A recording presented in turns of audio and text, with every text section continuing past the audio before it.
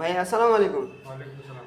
রক্তফোঁটা blood foundation Dinajpur এই সংগঠনের নেতৃত্বে আমরা আপনাকে এক ব্যাগ এ পজিটিভ রক্তদান করছি।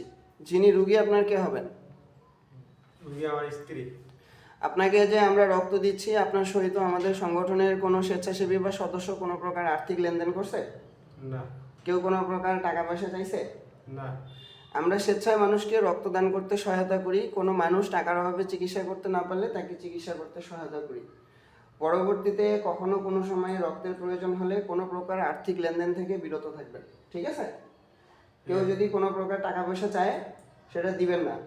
আমাদের রক্তদাতাদের যদি খরচ করতে হয়, রক্তদাতাদের জুস, যাতায়াত খরচ, তারপরে হচ্ছে খাওয়া দাওয়ার খরচ, ওগুলো আপনারা সবসময় চেষ্টা করবেন নিজ হাতে বহন করার, ঠিক আছে? ঠিক আছে। এবং আপনারা আমাদের এই রক্তদানের ভিডিওগুলো অনুগ্রহ করে একটু বেশি বেশি করে শেয়ার করে দেবেন। ধন্যবাদ সবাইকে।